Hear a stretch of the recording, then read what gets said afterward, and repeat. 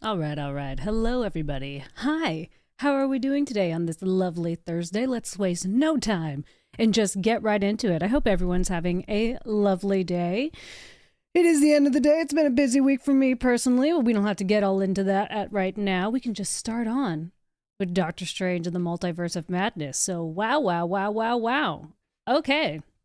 So, it's been out for about a week now. So, I would hope that everyone here has seen it already. I did put a poll on my Instagram to ask if everyone was going to see it this weekend, and like unanimously, everybody said yes. So I'm just going to hope, because this is going to be a spoiler review. So spoiler warning, we're going to get into it. But oh, something in my teeth. Just right off the bat, I mean, guys, I loved this movie. I have to say, I'm a little surprised because I've been, reading some reviews on it. I've been watching a few reviews on YouTube just to kind of like get, everyone's feel for it. And I'm like a little bit surprised by the weird tepid response to it, or like people are saying like it was just okay. It didn't live up to my expectations. Like it wasn't that great. Like I thought it was going to be better. I liked it, but I didn't love it. And I'm not gonna lie, honestly shocked because I really love this movie. Like, and it's just like, am I crazy? Am I like I don't know. And you know what? I don't think I am. I don't think I am crazy for loving this movie because I just like to go. Well, first and foremost, I like to go with my gut reaction to the experience. Like, how did it feel watching this movie? And I was entertained the entire time. I was feeling, I was laughing, I was engaged. Like it was an all around wonderful, wonderful movie going experience. So I'm not exactly sure why people didn't love it. And then, aside from kind of like my gut first reaction to it, I always kind of like to sit with it for a little bit and think like, like look at it from a more objective and critical standpoint. And you're like, okay, when I'm going to take off my rose colored glasses, take off my fan glasses, and just like really look at this from a critical eye. And like, I still don't understand. Like, I just really liked it. Like, I don't know. Am I crazy? Like, I put in a poll if you liked it, loved it, or loved it, thought it was just okay, or hated it. And it seems like most people loved it. So, yeah, let's kind of get into it because, starting off with kind of, I guess, like the obvious assessment, right? Where it's like, I mean, how many Marvel MCU movies are we at right now? We're at like 30 almost. Or if we're not at 30, we're about to be at 30. And it's a tough thing to stand out these days. Like overdone and oversaturated is the name of the game. Like it's never going to have that pizzazz and that wow factor and that like shiny newness at the beginning of the MCU. Like people, it's old and it's tired.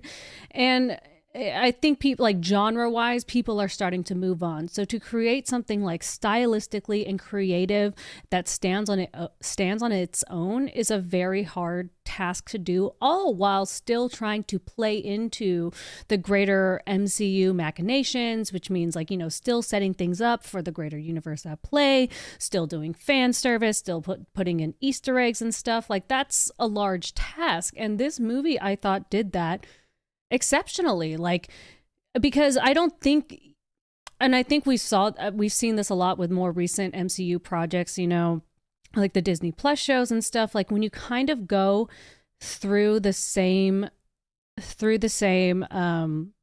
motions of just kind of like making the carbon copy standard fare of MCU movies, I just don't think it works anymore, honestly. Like, and so I think what the name of the game is now is trying to create a real piece of art. And to like do that, you have to get a director with a specific vision and with a specific style. And this movie did that, and in spades. Like Sam Raimi is definitely a creative artist, and he definitely has a vision and a style and a fan base that are just like full on Raimi Raimi stands that like live for that shit. And I was happy to see him like really, flex those Raimi guns. I'm looking in the chat that some people are saying it was a very good movie. I wouldn't say I like. Okay, you know what I do want to hear from the chat of people who piece of fuzz in my eye. People who are saying There is now a piece of fuzz in my eye, so if I start twitching my eye at some point, just know there's something in there. From the chat, if you're saying that you didn't love it, I'm curious as to why, because I kind of want to like discuss that a little bit. But yes, talking about the Raimi of it all, right? This movie, I thought I was actually very impressed in terms of like, we're talking about like trying to create something that's like stylistically creative and also like a facet of the bigger MCU machine. I thought this movie did a really good job of balancing that in terms of it felt like its own movie with its own premise, its own plot, its own set of characters, beginning, middle, and end. But it was also a great setup movie, which means it like brought forth a lot of things and started a lot of threads that I'm sure will pay off like movie after movie, like years down the line in this next phase 4. And so, hold on, burp. I just really liked it. And a burp, I really, really liked it. And so I kind of want to get into how should I go through this? I always had this problem whenever I'm talking about movies. I'm like, should I go through chronologically or should I go through it conceptually? I think I'm going to start going through it chronologically and see kind of what, how that unfolds. So basically, the movie starts off right in the beginning with like this big action sequence with that big octopus character. And I thought one of the things from the beginning that this movie did was kick off a really strong pace and tone. Like right off the bat, it wasn't doing a lot of exposition-y stuff. It was just like, you're on a ride, let's go. We don't need to do a lot of work in this, but like, you get it, you're here. And it's just like, feast your eyes. And I thought it did a really good job. We have, America Chavez, we have the dream, we have the wedding, we have the fight. And it's like, we get to kind of just like the pacing or get right into the like meat and potatoes of the plot. It felt like in the first like 10 or 15 minutes, which was a lot to digest, but it didn't really waste any time. Like meaning like this movie was very like neat. It was very lean and not an ounce of fat on this thing. Like I just feel like it said exactly what it needed to say. It did exactly what it needed to do. And from that first fight scene, right? Like you got one, what the pacing was going to be, and two, kind of I'm going to say stylistic a million times, but I mean, Sam Raimi's got a style.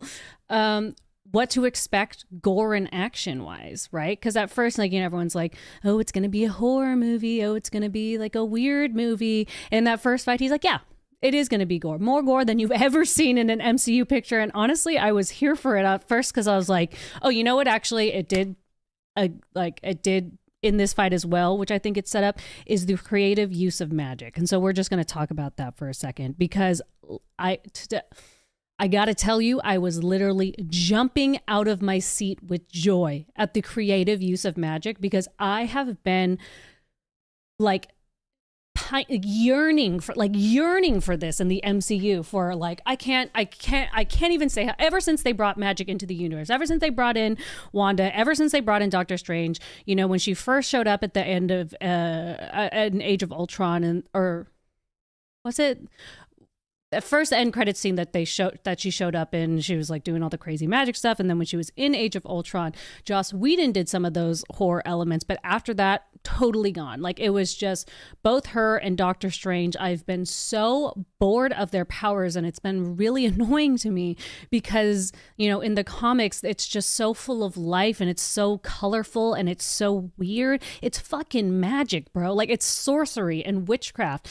And, in all the MCU projects thus far, it's just been like they just use them as magic guns. You know what I mean? Like all the shit they do, like the little orange things that Doctor Strange will just be like razor blades or like, percussion blasts, where it's just like pew, pew. Like it's rarely ever anything really weird. And same with Wanda. Like I can't tell you how fucking pissed I get every time I just see Wanda shooting fucking finger guns, like red blasts, every time she uses her powers. And I get it. There's a little bit of naivete to, she doesn't really understand her powers, doesn't know what she can do yet, but also I don't agree with that at all, because oh my God, I can already tell that I'm going to be all over the place in this stream.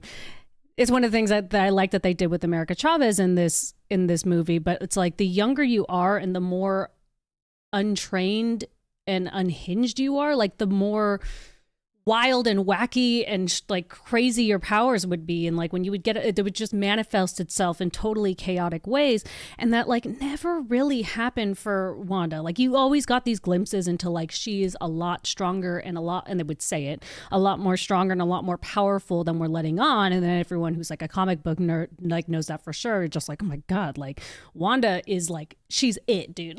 Like reality warper, like she is like the top tier, she is like more powerful than all these people can imagine. And I think perhaps they neutered her so she wouldn't like overshine some of the other mainstay players, because it's like not fun to have, you know, Captain America, like just some guy who can like punch real hard next to someone who can just like turn the world upside down. But I also don't agree with, okay, like I keep saying, like I keep making excuses for them, but I also just like don't fucking agree at all, because like in this first fight, you know, they just start like they're using cool shit, right? Like Doctor Strange is like summoning weird like creatures from another dimension to like onto like the octopus creature, and then he's like summoning these weird hands to like stab it with this thing. It's just cool shit like that that I just loved, and I was like, oh fuck yeah, thank you Raimi, thank you. Like someone who actually wanted to make a Doctor Strange movie, someone who actually would give this weird, the magic realm, like the, you know, the what am I trying to say, what it deserves, you know. Fuck yeah, I was just so excited. And I think it really set that immediately, along with the gore, along with kind of just like the creepy monsters and the bloods, and it just fucking chef's kiss. I was already like, all right, here we go, this is gonna be a fucking fun movie. If this is the opening scene, we're in for it. And I was right. And so you know, immediately we go to the Sanctum Sanctorum. They talk for like 2 seconds, and then bam, we're at Comertage. And or no, we're not at Comertage. He goes in and he talks to Wanda, and that, you know, is funny because even Dan was saying, he's like, you know, it's interesting the bait and switch that they did. I wonder if it was more about like script changes or edits, or if it was just like them trying to keep things secret. Because was it Sam Raimi? I think Sam Raimi did say he was like really pissed about how much they showed in the trailer, which like I would be too. I mean, I'm not going to lie, I don't like it when they do that in trailers. I think I've talked about this many times before, but in the first Spider-Man Homecoming trailer, they literally gave away the third act in the trailer. And I was like, well, I fucking know I know the main conflict in the movie. Like that's not what a trailer's for. You shouldn't show me whatever. But the trailer made it very much seen. What's up, Main Authority Online? Hello, thanks for joining. But they very much made it seem like it was going to be Strange versus Strange, you know, Strange versus Doctor Strange, and that Wanda was going to be helping them in some way. I didn't get that from the trailer. When she was like, that doesn't seem fair, I was very much in the camp like she's going to be like some kind of villain in this movie. Maybe not the main one, but she's going to start going bad. But just like, bam, first 15 minutes, you're just like, oh, okay, red apple orchard, like she's gone. Like this is evil Wanda. She's been corrupted. We've lost her. We've lost her. And I love that, you know, they didn't waste too much time on the fall of Wanda. You know what I mean? Like there was a lot of movie to tell, and it wasn't exactly necessary to go like super in depth, like what happened to her. It's like she's grief stricken. She lost everything that she loves. She, you know, is obsessing over getting her kids back because she's found a way, and she's fucking with the Darkhold. The Darkhold corrupts people. Be like, that's it. That's all. Like that's all you need to know. Like there's no other motivations. The Darkhold corrupts people. Boom, great. We're off. We're off to the races. And then, you know, we get to Comertage, right?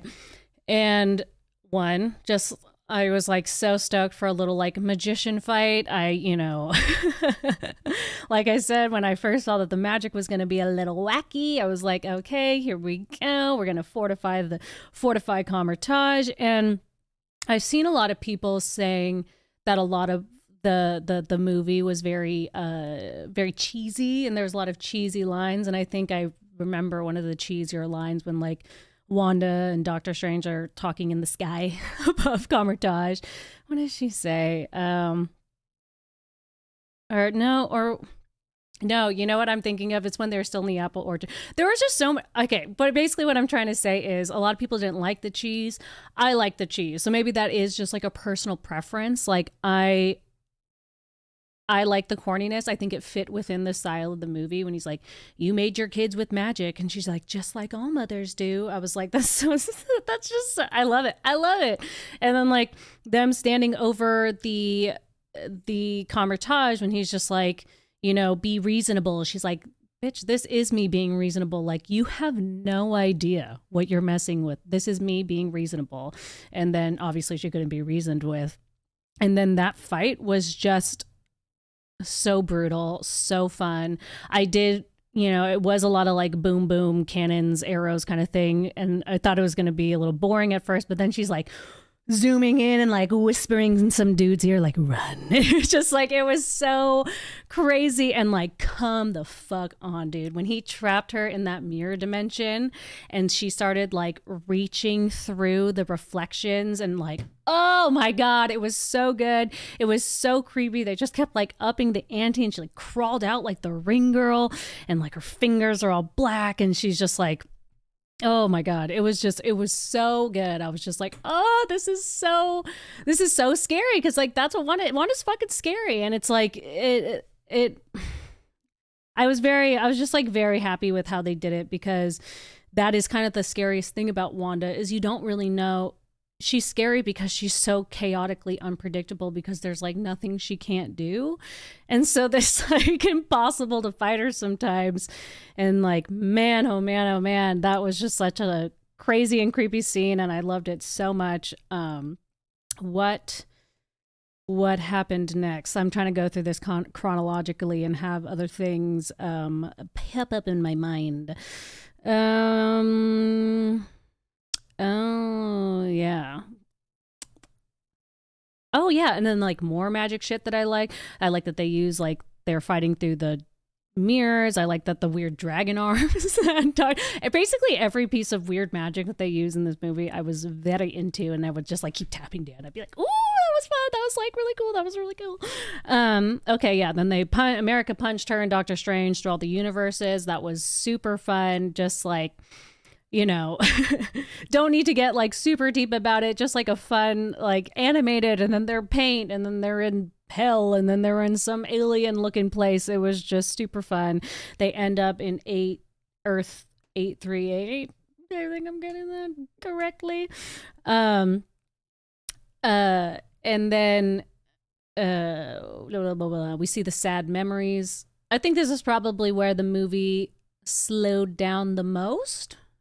You know, like second act was a little bit slower than the rest of the movie, but like, I don't know, at the same time, I really don't think it suffered for it because it was getting from point A to point B, and I wasn't bored. And one of the reasons why I wasn't bored is because Sam Raimi knows how to make things entertaining. So where things get a little bit slower and they're kind of slogging along, he's like still peppering in all these things that are like visually engaging, that are conceptually fun as we're going through all these multiverses, and there's all these different rules and all these different worlds.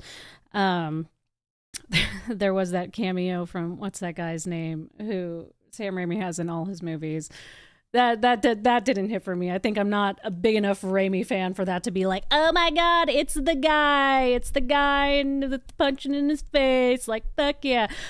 Okay, and also this is where you can tell like the range of human experiences. Dan was literally like, "Oh my God, it's the guy!" So like two very different reactions to that. For me, it was just I didn't fucking care. But yeah, they get captured, and then okay, so no. Yeah, no, they do get captured. And then we get to the Illuminati. Okay, so when they said Bruce Campbell, that's what his name is. Yes, he's in every Raimi movie, and I just didn't care. But the Illuminati, when they when they said the Illuminati, I about lost my shit. Again, poor Dan. I was like, Illuminati. Charles Xavier's in here. I'm gonna fucking fucking lose my, are they gonna say it? Are they gonna say mutant? Are they finally gonna fucking say it? And he was like, what are you talking about? I was like, Illuminati is Reed Richards, and it's Iron Man, and it's Charles fucking Xavier. And like, I was just like quietly whispering, but I was like trying to say it super fast because I also didn't want to miss anything in the movie. And then when we finally got the Illuminati reveal, I mean, I know it's one of those things that's just like fucking straight fan service to the dome. Fan service all over my face. And you know what? I'm such a fucking simp. I ate that shit up. Like, I don't know if that part was corny for people. Like, is that kind of, you know, is that the, okay, yeah, I guess you guys can tell me in the chat when it came to like the Illuminati reveal, when we start getting into the MCU of it all, like Raimi doing his MCU homework or his requirements, right? In order to make this movie, I gotta have the MCU stuff in there that makes it an MCU movie. And this was definitely like the Illuminati part of it all. I thought the way that he handled it was fucking great, dude. Like, the reveals were great because they weren't super gratuitous. They weren't super long. We didn't like spend a lot of time on it. It was like very quick and very good. Oh my God. Just, you guys know me. I am like the X-Men. The X-Men is my shit. I literally, it's like my friend, my background, like all it's like, you know, X-Men is my shit. So when like Charles rolled out in like the animated series, like the outfit and the chair, I was just like, oh my God. Thank you. Like, this is just like the dumb shit that makes me so happy. I thought, you know, it'll probably be one of the last times we ever see him play Charles Xavier. I'm also very okay with that. That dude is like so fucking old. Like, please let him rest. But like Patrick Stewart, an icon forever. And it was really great to kind of see that like respect. At least he kind of got to have his fingers like in this part of like what the comic book world has become. And I thought it was like just brief and just kind of, you know, separated enough for it to be good for like a man of his age and for just everything that he's done, you know, for this universe so far. Oh my God, yes. And the X-Men animated theme underneath it. Like, oh my God. Just like, I was just like, I was out of my seat. I was like, like, holy fucking shit. And then you had Reed Richards, which, you know, I feel bad for like, for the Captain Marvel and the Peggy Carter and even Black Bolt. So I'm not as big of an Inhumans fan, so I don't like know it super well. So I wasn't as excited for him either, but like they were just totally overshadowed by the overpowered by the reveal of, you know, Reed Richards and Charles Xavier. But I actually really liked John Krasinski's Reed Richards. Like, I hope he comes back. I hope he's the mainstay MCU Reed Richards, because it just felt so right. Like, it just felt so good. Like, I feel like he like really got his like demeanor and his like cadence, and he felt also like very paternal, you know. Like, I liked the way that he came off. I liked the whole, you know, revelation of their own universe and how the Illuminati has handled things, and like the Thanos and them kind of like whispering Doctor Strange death. I just thought it was so good. And, you know, just when I was worried, right, that it was going to be a little too fan servicey, I'm like, okay, is this where the movie's going to drop off a little bit, right? Like, we're going to spend too much time with the MCU being like, and look at this cool shit, and look at these cool people. Aren't you happy, you stupid little bitches? I know this is what you like. I know this is what you live for. I was worried it was going to go back into that territory a little bit, but, you know, Sam Raimi, he kept it on a tight leash. He kept it, like I said, a nice lean, fat-free movie. And it went from that to just like murdering the shit out of them. And honestly, I was I was into it. I'm not gonna lie, because first thing that I really love. So I have been dying to see like the Mind Palace fights forever. Like, I just really love that shit. Like, Charles Xavier is always going like tete-a-tete with people in their minds, and it's always like, yeah, that weird like kind of white room or whatever setting that they create, but it's always these mental battles that he's doing with people in their minds. And so when they finally did that in this movie, I was like, oh my God, It's like, oh, we're gonna have a mental fight. I'm so excited. Are we gonna see some like crazy thing between him and Wanda? And then you have like the symbolism. Like, I don't know if you guys remember from the X-Men animated series cartoon, but like there was very similar to that when he was like in Rogue's mind, and her mind was like occupied by Miss Marvel, and then you had to like trap Miss Marvel in this like little box or whatever. It was like, you know, very similar to that kind of vibe. And so I was like, oh my god, this is so great. And then boom, just like creepy hands, just snaps his neck. I was like, holy shit, okay, all right, we're moving along, we're moving right along, we're not wasting any time. And then we get to that, you know, fight with Wanda. Oh, okay. I'm gonna finish this and we'll go back to like, you know, doing it chronologically and talk about the dream walking shit. But then we get to the fight with the rest of the Illuminati, and again, I was like, I don't want this to be too self-indulgent. I want us to like stay on task here. And fucking man, oh man, you have Wanda fucking pulling a Neo, pulling a Neo with that mouth, that no lips thing. I was like, oh, ew, what the fuck? It always creeped me out when I watched The Matrix as a kid, and it still kind of like gave me the willies. He just blows his own brain up. And then fucking just like shredded Mr. Fantastic to ribbons. He's like, I got kids too, bro. Like, I feel you. Like, just like ribbons. She's just like, fuck you, shut the hell up. And then, you know, Captain Marvel is supposed to be like, you know, one of the most powerful forces in the universe. Just like totally, like, they're like, okay, she's the most powerful force in the universe, and we'll make this one go a little bit longer, but ultimately she's just gonna like, you know, kick her ass. What I didn't like, I didn't like that, like the last thing was I guess Captain Britain, because it's Peggy Carter. So Captain Britain, or, you know, I didn't like that she was the last one standing. Like, I was like, what the fuck? I was like, okay, what the fuck is this bitch gonna do? Punch her to death? Like, this is the Scarlet Witch. Like, please don't make me watch like a long punchy fight with Captain Britain, like Peggy Carter and Wanda. Like, please, just please don't. That's like so stupid to me. I know we all fucking love Captain America. I could do this all day. I didn't really care for it. But then she just like immediately like cleaves her in half with her shield. And I was like, okay, we're back. Waste no time. But, backpedaling a little bit, you know, because before this sequence we see, you know, Wanda goes to the Darkhold Mountain. I do forget what it's called.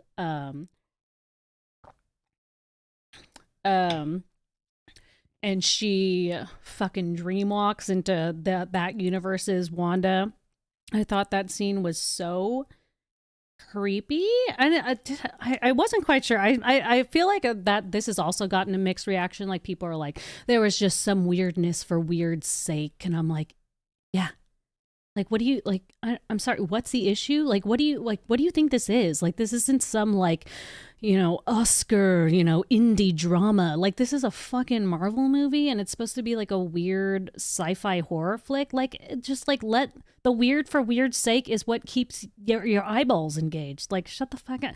So when she was like dreamwalking into Wanda, and then like that weird thing where she like looks at the camera and like the picture stops to look at her, all that weird stuff, I was like super into. I was like, ooh, this is like fun and weird. And it was just like, oh man, I mean, we got to pause a little. Wendigore, that's what it is. We got to pause a little bit and talk about Elizabeth Olsen, right? And I know this has just been said like a million fucking times. Oh, hot take, she was great in this movie. But fuck it, I have to say it, dude. Like, she was fucking incredible in this movie. Like, she really, really was. Like, I really think it's like awards worthy performance. Like, I've always praised Elizabeth Olsen for her acting and her ability to really pull you in with like the subtleties of like mood changes and like the intensity that she can create in like very, very quiet moments, you know? And that's like kind of what you need to do in a role like this, where she is kind of like losing her sanity, but there does need to be some depth to it and some feeling. And like, as she's also in this, oh shit, we got a super chat already from Striker X24. Good to see you again, sir. I will get to this in a little bit afterwards. Burping again.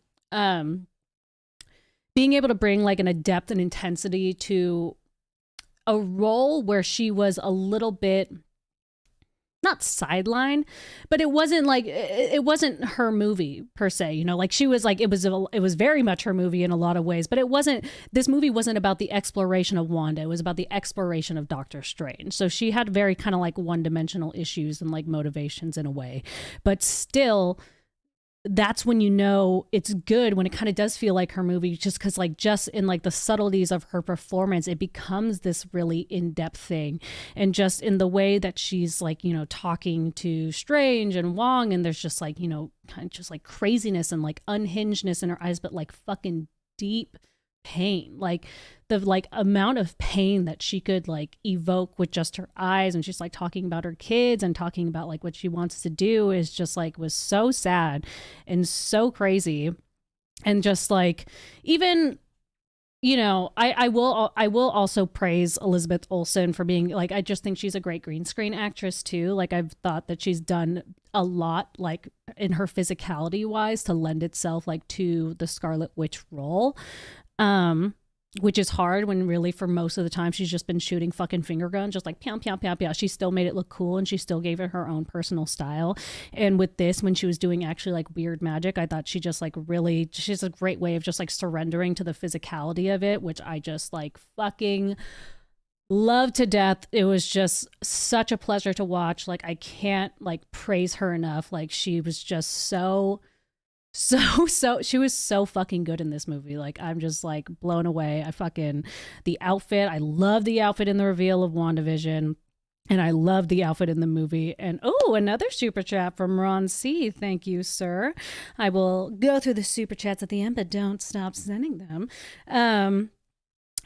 What was I gonna say? And you know, kind of going back to WandaVision a little bit, and like what we were talking about in the beginning, one of the most disappointing things about WandaVision was that finale and that ending fight where we're having this duel between powerful witches, and it was just finger gun blasts. I was so upset. I was so upset with it and so fucking disappointed. I was like, this is literally Wanda's show, dude. Like this is Wanda's show, and this is the intro into her, you know, fully understanding the scope of her powers. And this fucking Agatha Harkness has a goddamn Darkhold. We're not gonna get some crazy shit. We're just gonna finger blast each other.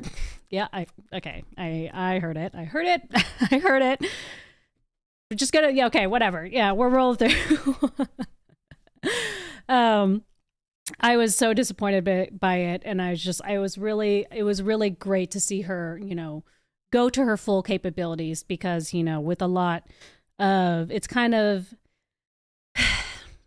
you know, it makes me feel bad for people like Scarlett Johansson, who like put in, you know, similar to Elizabeth Olsen, a lot of time into the MCU, and when it came for her moment, she didn't really get it. Like Black Widow movie was like pretty, but it's like this, I feel like, is Elizabeth Olsen's reward for all the time and the work that she put into MCU, because she really just like stole the show with her performance. But fucking, I mean, Wanda is just so tragic. I mean, that's the thing about her character, right? It's like, it's the villain that is like scary, but you're just like, it's a villain that you fucking like pity, and you just like feel so bad for her. And like, cause she's just tragic. She's a tragic fucking person.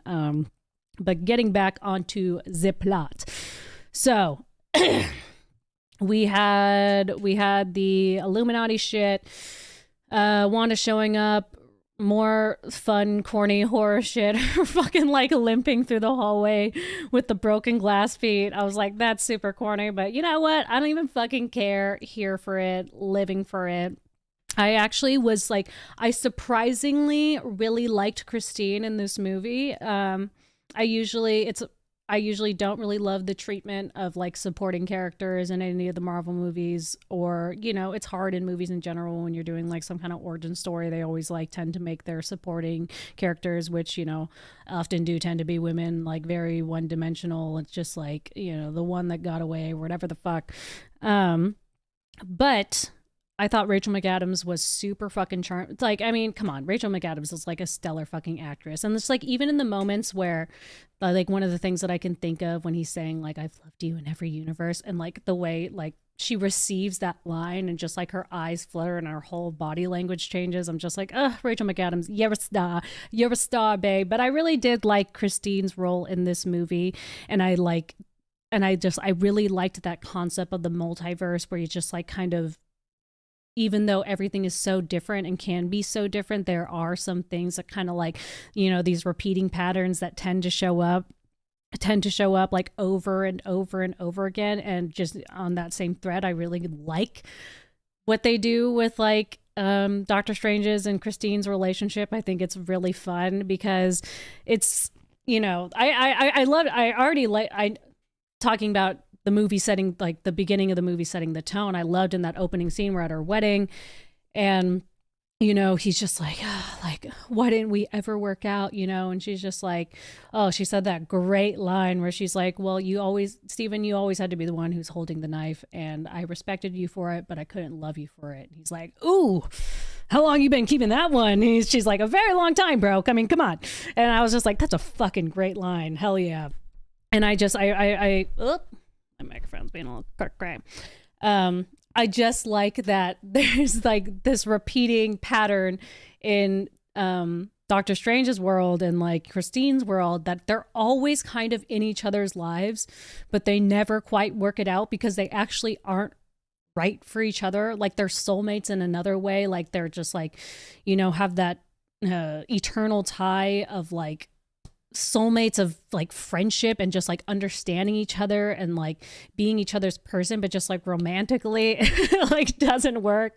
And like even just going back to that scene where they're in like the dark universe, which is also like really sweet and really sad. I mean, it's just like, Christine, dude, like come on, like I love you in every universe. Like fuck, like what is this? Like there's something here. And he's like, what, how to, like what about like, what were we in your universe? Like, what happened? And she's like, well, we never quite worked it out. And he's like, yep, seems about right. Seems to be the common thread here. And I was like, oh, that's delicious. That's just so funny. And it's just so real, right? Like most movie, I'm sorry, my mic is bugging me. Most movie romances are just like, it's like star-crossed lovers, meant to be, we're gonna be together for like no matter what. We're like, you're my one and only, my fucking soulmate, like you're the one I'm supposed to be with. And I just kind of love this sentiment. Like real life is, it's like if you're a guy who has to be the guy, the arrogant one, the one who needs to be in the front, star of the show, like you're not gonna get the girl. Like you're just like, what girl is gonna like that? And it's like, and you like the girl that like exhibits similar qualities to you, but like you can't have two of the same people in a relationship. That never fucking works. Like two people who are similar dating is just like, a disaster. And it was fucking great. I mean, like even in the way he says in the beginning, like, I've sacrificed so much for like, the universe and for you. And it's like, yeah, okay, bro. Like you did, but it's like, that's for you. Like, come on. Like that's literally who you are. That's your whole vibe. Like you are, like you have to be the one in front. Like you have to be the star. And, there's nothing wrong with that, but it's just like, that is who you are. So like, don't get it twisted. And moving right along back to the plot, I'm sorry, I can tell so many tangents, but this is a review. Fuck it. Okay, so we're in Universe 838, America. Wanda kaputs them, kicks them into the dark universe. And she kidnaps America. Boom, they're separated. Okay, dark universe. Delicious. Loved it. I just talking about like a little bit about the exploration of Stephen Strange in this movie, I thought was just really wonderful. One of these, if it first starts with the Illuminati scene it first starts with the America Chavez dream in the very beginning, where you see that he just like, where like he just like full on, sacrifices her, like, and it's something that maybe Doctor Strange and Earth 616 would do, but maybe like would consider, but maybe wouldn't do. But it's like that is like maybe, it's one of the things that I liked that this movie got about the multiverse concept in terms of like not just like a literal multiverse, but kind of the thematic concepts of like a multiversal movie, is kind of like the dark mirror it presents to who you are, right? If you're seeing yourself in all these different universes, like how do you discern like who you really are, or what is like the nurture versus nature aspect? Like, are there some things that are just like universally fucking true, or they're really just like you do have your own agency and free will? Like, what we don't, there's no way to know, and so all you can do is kind of like work with what's in front of you. And so you like Steven is just like constantly being confronted by all these dark mirrors of that's like, Steven, you are the most fucking unhinged, dangerous person to the multiverse because you always do this shit. Like in every fucking universe, you're always fucking tempted by the power because you think you're the one who can handle it. And so it's just like, what do you do with that information? Do you accept that as fact, self-fulfilling prophecy? All right, yeah, maybe I fucking am the one. Or do you like try to go differently, or like, were they wrong? Were they not wrong? Like, it was just really, I really liked that idea of it. And, this dark universe was like was in that similar thread. We see him with his creepy eye, Strange, fully corrupted by the dark holes, which is obviously something that he also would do perhaps. And then like, god fucking damn, dude, that music fight, like, get the fuck out of here, get the fuck out of town. That music fight was so, oh God, I just love seeing artists at work. And that was just like, whoever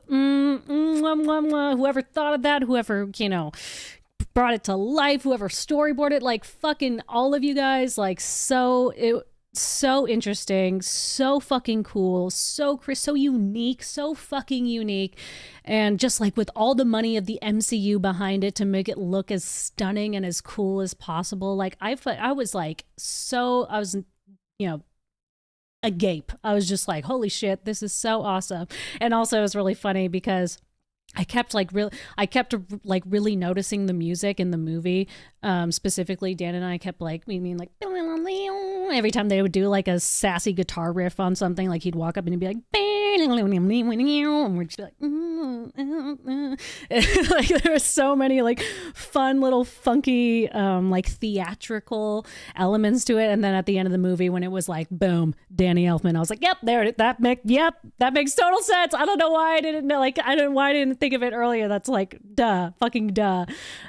Stryker again with the super chat. You're being very, very generous today, sir. I very much appreciate it. Yeah, I mean, and that's also something to acknowledge. The music in this movie was also very cool, in addition to things being set up and executed in a very interesting and artistic way. The music was an integral part of that. There was like a theatrical, weird, spooky element, the way it would swell and the way it's just like big horns and sassy guitar riffs and just the fucking orchestral, like, of the music fight. It was so good. Couldn't get enough of that. I really enjoyed that. I think it's going to be a fucking fun soundtrack. What happened next? Music battle. Oh, they'll love you in every universe. I already talked about that. Super cute, super sweet. And then we get into the big to-do, the big fight, the big ending fight, right? I do like that this, I liked what they did with the predictability of this movie, because in a certain way, with a lot of MCU movies, you can kind of guess where it's going to go. What was I talking about this with in a recent review? Oh, I was talking about it when I was talking about Moon Knight. You kind of know where things are going to go. They're going to win, or this is going to have like X, Y, and Z are going to happen in order for things to keep going. So you can kind of see where things are going to go. But if you know where things are going to go, you might as well make it fun and make it interesting and make it engaging. And I thought that's what this movie did, especially in the third act. We're presented with this like Deus Ex Machina. Oh, another super chat from Ron C. You guys are being very generous. Ron C, Striker X24. You guys are the leaders of my Simpire tonight. What was I saying? I was dancing when I was saying that. I was like trying to use this to like jog my memory again. you could kind of see where it's going. The Book of Ashanti is kind of presented at this as this little like no ex machina thing, like, oh, is this gonna be the thing that saves it all? It's like, no, it's not. Fuck it, it's burned up. And then that like America Chavez, she's not gonna lose her power, and like it's gonna be fine. And then it's just like you kind of knew that like Wanda's charade wasn't gonna last, that it was gonna like all crumble to pieces, like as with anyone who's coming from a place of paranoia and insanity. It's like they can't see the forest for the trees. It's never gonna work out the way that she thinks it is. And just like presenting her as a monster to her kids was so sad. Fucking, like I said, award worthy performance. Like I really do think like if they want to start including comic book movies in the Oscars and stuff like that, I really think Elizabeth Olsen should get a nod. That was just like a totally heartbreaking scene. It was so fucking sad. And you just like you felt so bad for her, and then you see her other self just looking at her, just like oh fucking, just like looking at her probably, and again with that like multiversal concept of like who am I in all these other places. She's looking at her and seeing the potential of like who she would become if she ever lost her boys, and she's just like, you poor tragic creature, just like know that they will be loved, and I hope that's enough. Like I know it's not, but just that's all I can give you. It's like, oh, it was so sad. It was such a good ending for like what they're building on. Oh, okay, Daniel Fisher also with a super chat. Okay, we have some more added to the Legion of the Simps. What was I gonna say? And what, kind of talking. And then the movie just kind of ends with like America Chavez at Comertage, and then the freaky third eye thing. But I'll use this to kind of segue into America Chavez for a second, because I actually really enjoyed America Chavez in this movie. And I'm not gonna lie, a part of me was like expecting not to, because usually when they're like introducing like the young scrappy overpowered youngster that just like can't fucking listen and can't follow the rules and can't do what they're supposed to do, but they're super powerful and they're the one, blah blah blah. Those always kind of bug me, very like Rey vibes from like the Star Wars sequel trilogy. I was a little bit expecting that, but I was actually very pleased with how they did it. I really liked the way that she was introduced. I thought how do you pronounce her name? I do know it's like Sochi, yeah, Sochi Gomez, I think. I really thought she was super charming. I thought she was really fun. I also liked that they didn't spend too much time like making her the main character. Like Doctor Strange stayed the main character throughout this entire movie, and all of these like ancillary like secondary characters really were supporting characters and that he was like reacting to, but that still were like fun and that like you cared about in their own right. And I think one of the things that was really nice what they did with the America Chavez character is they didn't make her too OP.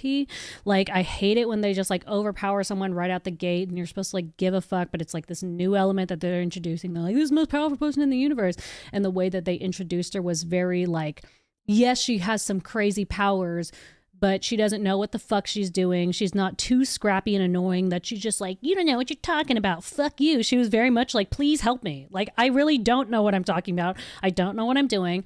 I'm lost. I don't know how to control. Like, she was like an actual kid. She was like, protect, help, like fucking help. Like, I don't know what to do. And like, even though she had these great powers, they didn't seem super OP because she didn't know how to use them. And so she could only use them in these like certain moments that like were good for the plot and like were good for the story.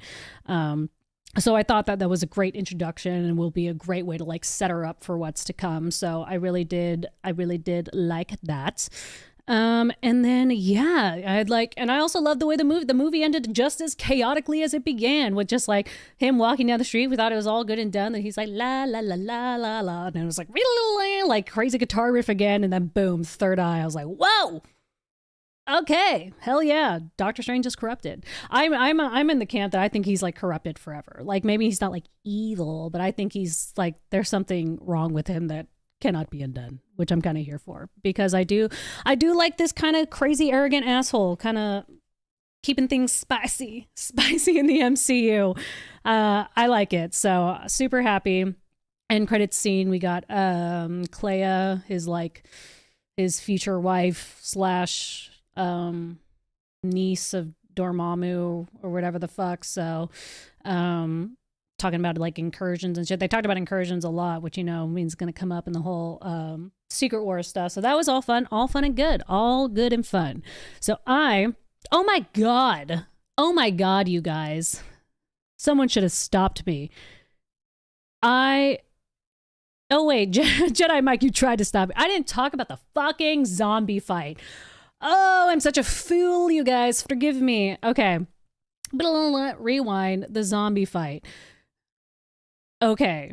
I liked this for so many reasons. One, because I also came into this with low expectations. When I saw it in the trailer, when they're like zombie strained, I was like, is this like some weird tie to the What If show? Because I didn't love the zombie episode in What If. I just like don't like, this is also a personal gripe, I just don't like zombies that much. I just, as a concept, they're very whatever to me. I know people love zombies. I don't love zombies. Sorry, personal problem. Wasn't super excited for Zombie Strange, but the way, again, creative use of magic. It's like you're gonna dream walk, and he's like, doesn't have to be a live body, and I was like, shut the fuck up. Here we go. Comes out so creepy, like, and oh my god, the way everyone who designed / worked on that also needs a raise for that scene, because like the way the wraith's hands were just like crawling over him and like craving this creepy oh my god, I felt like every one of my like D&D theater of the mind, like just, it was everything I thought it was so fucking cool, so fucking creative. I was stunned by what they did with the zombie scene. It was so cool.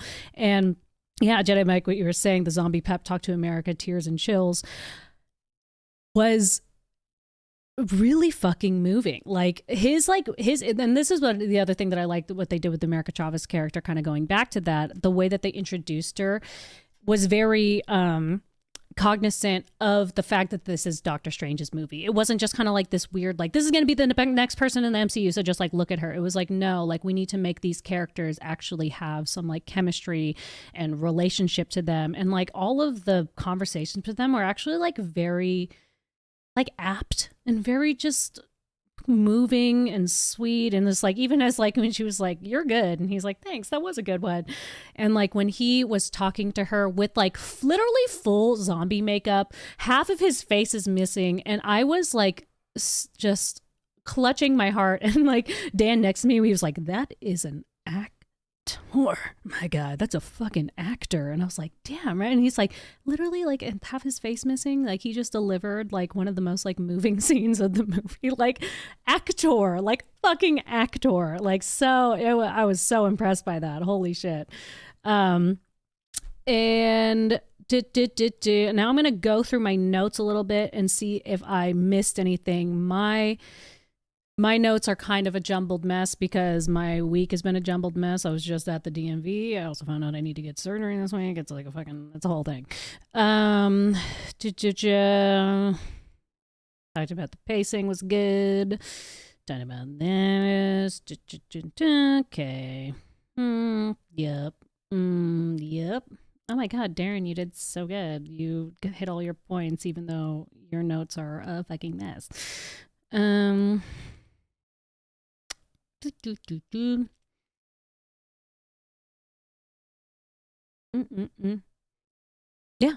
I hit all the things that I wanted to say.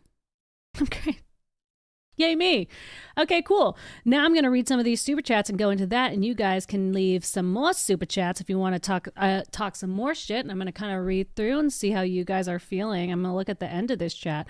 Okay, now that more people have voted, we have now we have 52 votes. 65% loved it. 33% it was just okay. 2% hated it. So, okay, all right.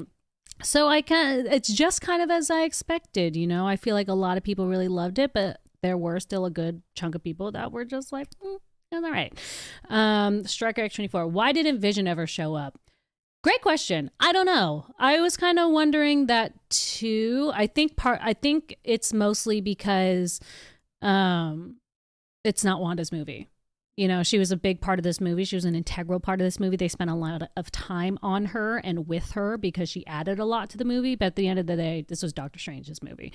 And if we want to go more into the Avengers or like what's to come of the Scarlet Witch, I think we'll get back to that. But I just like this movie was very lean. Like I said, very neat, did exactly what it needs to do. And I just don't think there was any room to go in depth into what Wanda's going through and what is going to come of that. All right, the next one from Ron C. Thank you. Hello and welcome back. I actually enjoyed Doctor Strange 2, more so than Endgame. Reason, Marvel or Disney placed a bad taste in my mouth for making Hulk goofy in the film. The Hulk is never afraid of a challenge.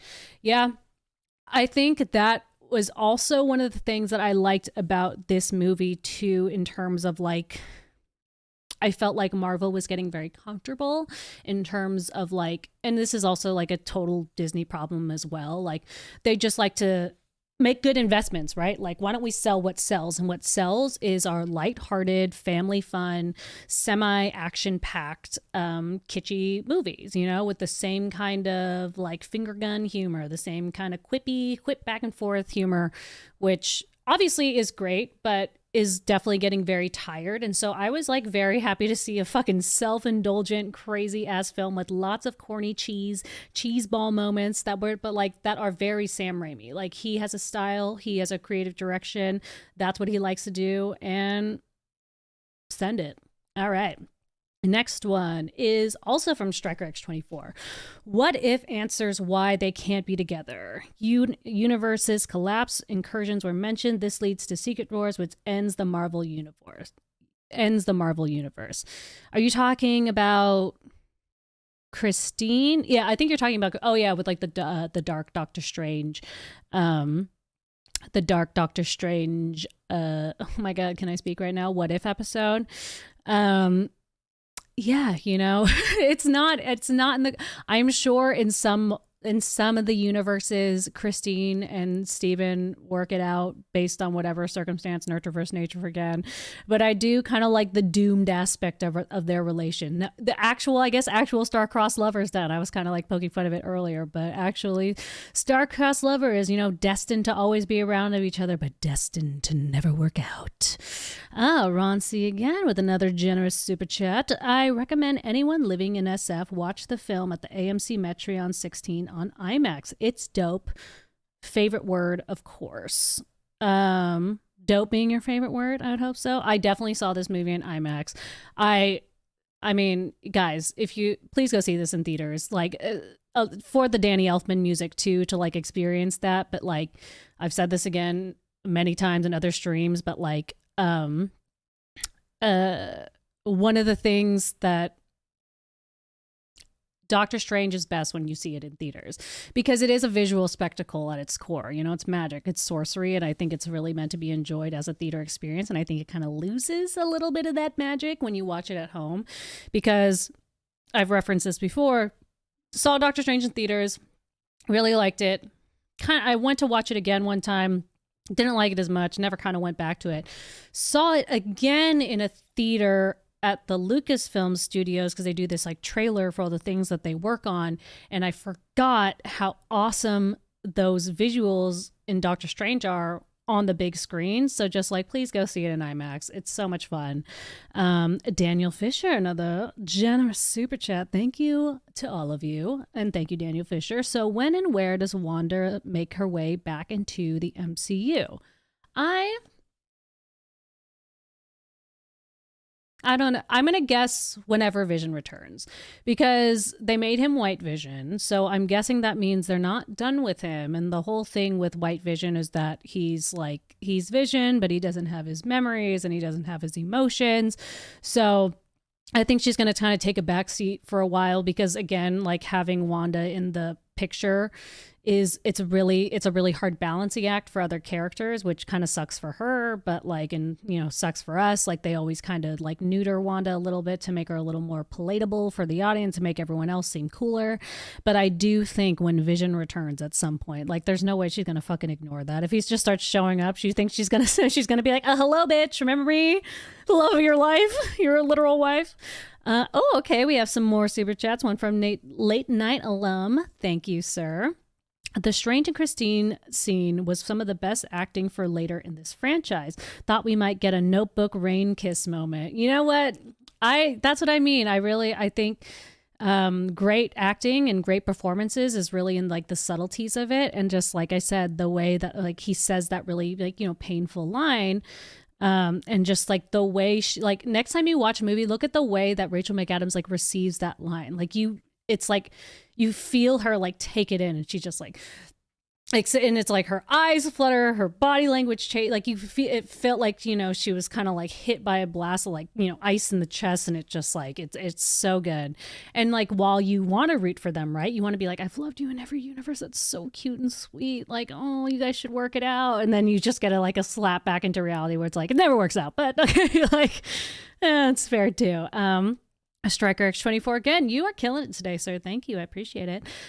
Why did Captain Carter say, I can do this all day? I mean, that's Captain America's like line. He says it at every chance he gets. I mean, go and watch any MCU with Captain America. I'm sure he'll say it at least once. And so that was like an homage to him. Didn't land for me though, but maybe it landed for other people. Like we said, there's always a range of human experiences in that. So you guys tell me if you thought that was like, woo, awesome. If you're like, yeah, okay. Mr. Anderson, back at my actual Simpire of this leader of the Simpire, just left a $20 super chat. No words, just money. You know what? Just what a woman wants. I'm kidding. Oh, wait, you said, damn it, my message didn't go through, though. Okay, wait, so type in the chat what you meant to say. And while you do that, I'm going to kind of look at the rest of the chat because I did ask some questions to you guys. And, when I start getting on my rants, it's hard for me to, like, look at my chat.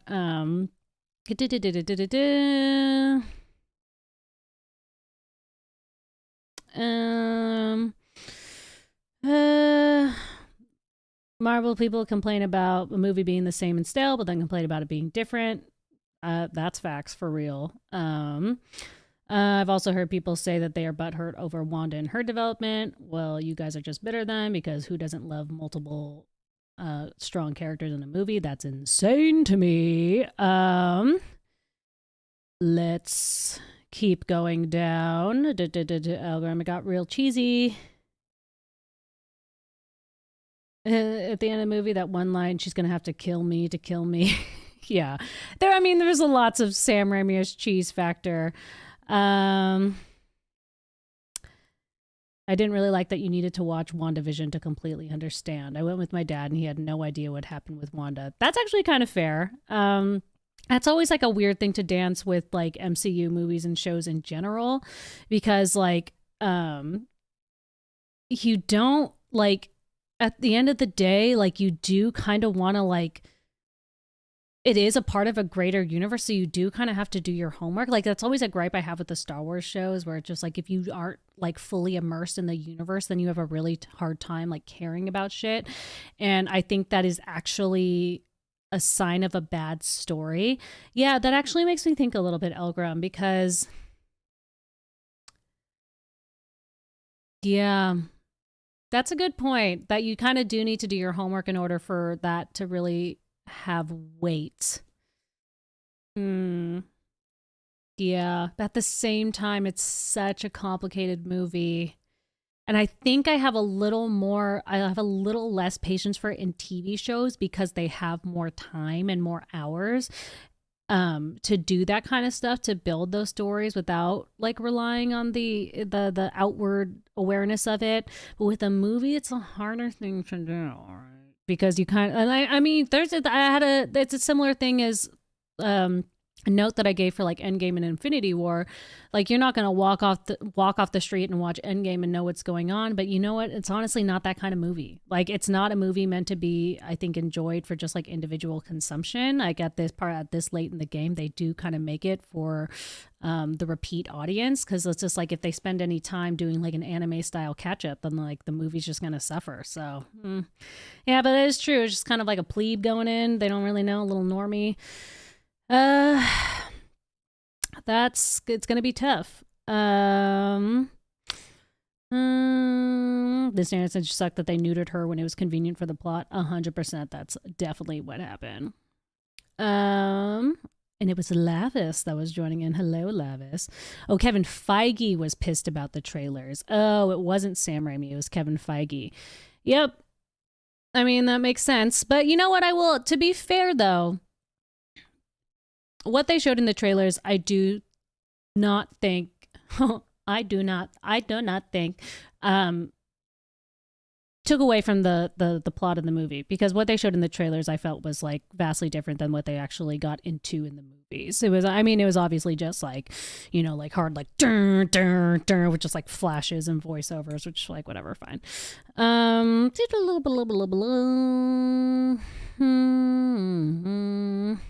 Yes, everybody go watch The Main Authority. They stream on Saturdays at 9:30 p.m. Eastern Standard Time, and I will be on there soon. So please go show them some love. Didn't love the movie, but I love the Illuminati scene. Okay. Stewart has still one more season of Picard too. Yeah, man. I will say, like, in terms of saying like that dude is just like so old, like I was kind of happy with his performance. I'm like thinking of like, you remember in like the sequel trilogy when I don't know, when they were making fucking poor Harrison Ford like run down those hallways in that like fight scene, I was like, please don't make this man do stunts. Like he is so old. Like please leave him alone. Like he's like, this is an old ass man, dude. Like you can't be making him do this shit. Like he wasn't doing anything crazy, but I was like, still, I mean, come on, man. And so I like that, you know, he was just like in his chair, doing his mental stuff, doing his. I also, one of the things that Dan and I did notice, because we were rewatching the trailer, because we're like, am I tripping? Or was like the trailer like not what it was? And then when it was just like, we should tell him the truth, I was like, oh, they definitely did a voiceover and didn't put Patrick Stewart's voice in there, because I think they knew Patrick Stewart has one of the most recognizable, iconic voices like ever. And if he even just like coughed, we'd be like, Patrick Stewart. We just like know immediately it was him. But I still do one more season of Picard. Like, good for you, bro. Just act, like he's gonna Betty White that shit. Just act until his end days. Like, he's such an icon to me. I'm a really big Next Generation fan too, so I just like I love him.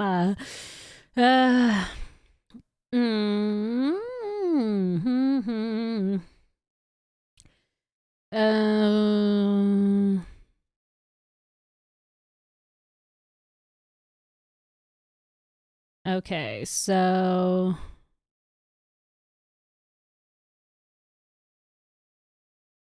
yeah, you guys are talking about how some people said in their experience Doctor Strange is the greatest threat, not Wanda, which is true, because Strange causes the incursion, which I also thought was like a fun thing too. Like, yes, like Wanda is the most unhinged, but you know, Doctor Strange is the most, what is the word I'm looking for? Brash. You know, he's the most, he just wants to get out there and do that shit, and like no one can convince him otherwise.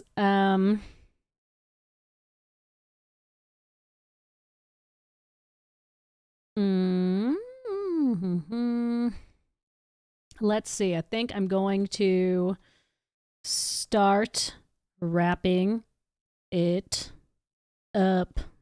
So if you have any last thoughts, get them in now, because I've been going for an hour and 10 minutes. I mean, shit. I knew it was probably going to be a long stream just because, you know, just this movie was so much fun and I enjoyed it so much. I had so much to talk about.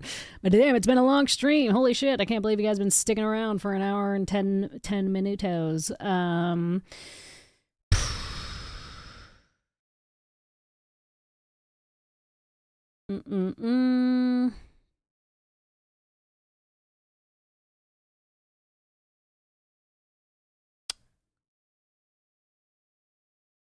All right. Okay.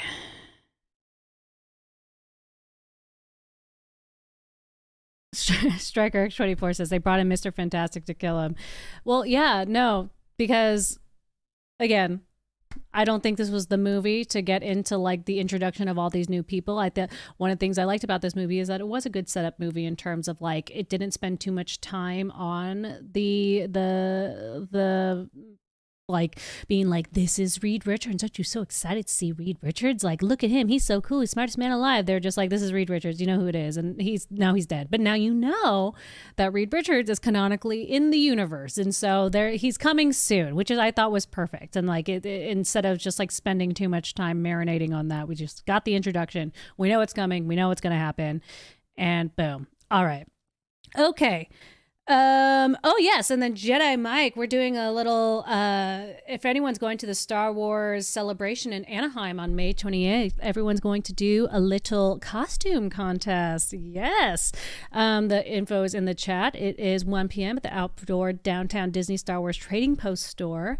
You should hashtag the Stimpire with your costume. We're also going to be going through everybody's cosplays on the Main Authority Discord. You can check out that as well. And you don't even have to go. You don't even have to go to do a good cosplay. Just show me what you're working with. Show me what you got. Oh, Mr. Anderson, super chat quote.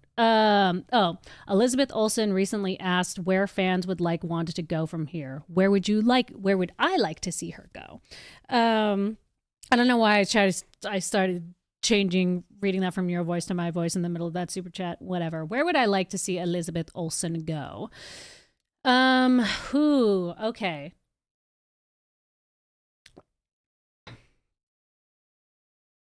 I think I would like to see her. I think I would like to see a little bit of a mini redemption for her in the form of Charles Xavier. Right, because he's always the one that can kind of like get through these tortured souls, right? Like he has the way, you know what I mean? With Jean Grey, with Rogue, you know, with these people who don't even understand themselves and don't even know what to do with their powers. Charles Xavier is this beacon, this safe space, you know, that like brings people together and gives them a sense of meaning and sense of purpose. And I think that by the X-Men coming into the universe will bring a new home for Wanda that will be like, you know, the home of misfits, right? That's literally the X-Men's whole deal, right? A bunch of people that have been discarded by society for the misuse of their powers, for people not understanding them, for just like straight up prejudice. Like it's a place for broken and discarded people, or people who need help or need help understanding themselves or their powers, to all go to be together and to form their own family. So I think I think that'll be a great place for her to find some solace and maybe have a little bit of redemption. But then from there, some House of M shit. So it's like, you know, it's the rise and fall with Wanda. You know, she goes back up, she fucking destroys herself. She goes back up and she does it again. And I think that maybe if we get a little bit of solace for her, maybe a little bit of a redemption for her, like with the X-Men, then you have like Vision coming back and then kind of like ripping open the wound of them losing their kids. And, you know, yes, I think that'll be a good rise and fall for her. So that's what I want to see with her. And with that, I think I am going to call it a day. Thank you guys so much for tuning in to this Doctor Strange Multiverse of Madness stream. It was lots of fun. Thank you for waiting for my super weird and busy week. We went back into our physical office. I had to get that set up. I had doctor's appointments. I had DMV appointments. I'm going to be out of town this weekend for my best friend's 30th birthday. There's a lot of shit going on, so I just kind of had to get all my ducks in a row. So I appreciate your patience in showing up late on a Thursday night. You guys are the best. I will be back soon. You can check out my plans for my upcoming streams on the Main Authority Discord, on my social channels, on Instagram and on Twitter. And you guys are the best. Love you to pieces. Long live the Simpire, and have a good night.